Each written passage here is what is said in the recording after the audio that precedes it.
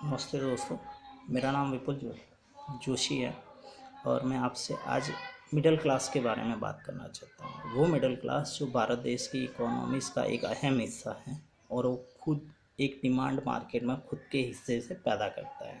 तो middle class के lockdown के दरमियान क्या क्या प्रॉब्लम्स आ रही है और उसके बाद क्या क्या प्रॉब्लम्स आएगी, उसके बारे में एक बहुत सारा पॉइंट्स मैं आपके सामने रखना चाहता हूँ।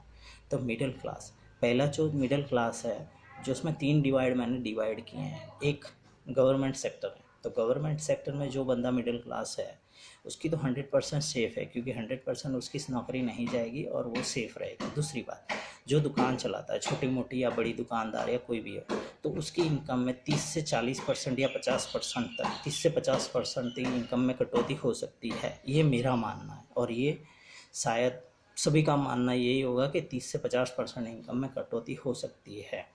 तीसरा पॉइंट है प्राइवेट सेक्टर में जिनकी नौकरी करते हैं, तो उसके बारे में भी, प्राइवेट सेक्टर में नौकरी करते हैं उनके बारे में भी एक 4 पॉइंट बन के आ रहे हैं। जिस जिस तरह से पहला पॉइंट है, जिनकी नौकरी सेफ़ है। प्राइवेट सेक्टर के अंदर पहली जो नौकरी सेफ़ है, पहला पॉइंट, जो नौकरी 100% सेफ़ है, ठीक है। दूसरा पॉइंट है, जिनकी नौकरी आधी सैलरी मिलेगी, जिनकी नौकरी में आधी सैलरी मिलेगी, वो आधी सैलरी में अपना काम चलाना पड़ेगा। तीसरा पॉइंट है, नौकरी रहेगी या जाएगी, क्योंकि वो आजकल मिडिल क्लास सबसे ज़्यादा ये टेंशन में है कि मेरी नौकरी रहेगी या जाएगी, तो वो खुद डिसाइड नहीं कर पा रहा है क्या करूँ क्या नहीं करूँ। चौथा पॉइंट है, नौकरी चली गई है, तो जिनकी नौकरी चली गई है वो तो बहुत ज़्यादा परेशान है, ठीक है। और मिडिल क्लास के बारे में ये बताएं तो मिडिल क्लास सबसे स्वाभिमानी आदमी होता है, और मतलब ये समझ लीजिए किसी के पास मांगना है तो भी 10 बार सोचेगा, किसी के पास कुछ लेना है तो भी 10 बार सोचेगा, ठीक है। तो वो सबसे बड़ा तबक्का है अपने देश के अंदर मिडिल क्लास का, तो वो बहुत परेशान है। अब उनके बारे में क्या क्या प्रॉब्लम्स आ सकती है उसके बारे में हम चर्चा करेंगे। पहला पॉइंट है जो घर खर्च है, मतलब उसका हाउस होल्ड का खर्चा है, वो कैसे चलेगा उसका, ठीक है। वो पहले परेशान, एक पॉइंट ये हो गया।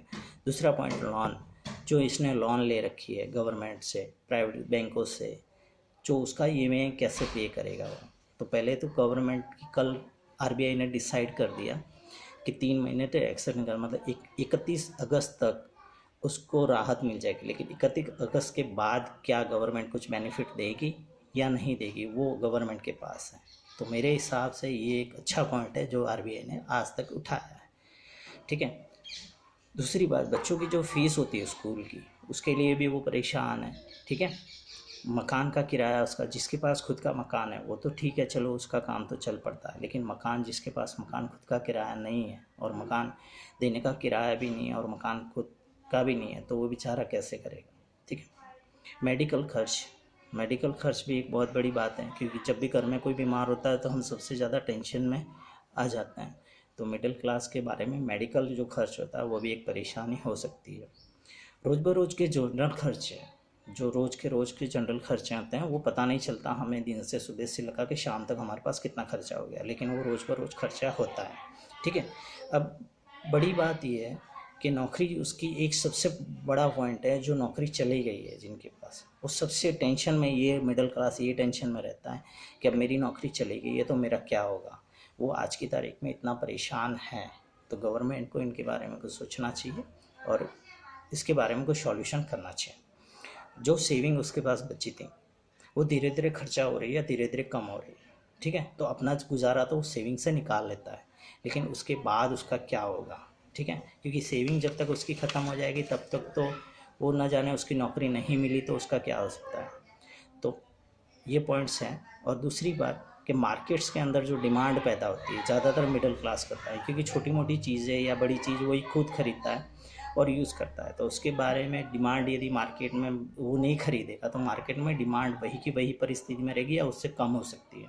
और मेरा मानना तो ये है कि 100% पर 50% तो मार्केट में डिमांड कम हो ही सकती है, क्योंकि जब नौकरी चली गई है तो आदमी जनरल खर्च कम कर देता है, बड़े खर्चे कम कर देता है और अपनी घर संसार चलाने में छोटा मोटा खर्चा करके वो अपना गुजारा निकाल लेता है।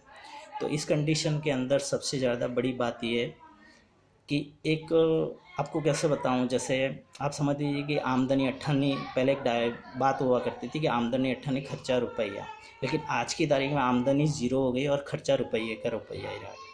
तो ये मिडिल क्लास की सबसे बड़ी प्रॉब्लम्स है।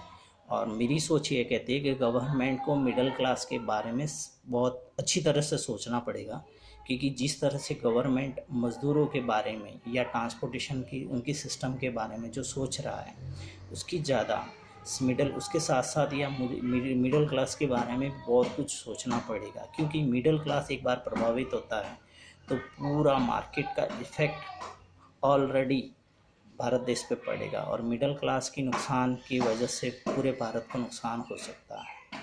नमस्ते दोस्तों, यदि आपको मेरा वीडियो सही लगा हो बराबर तो मेरी चैनल को सब्सक्राइब कर दीजिए और इस वीडियो को शेयर कर दीजिए। Thank you very much.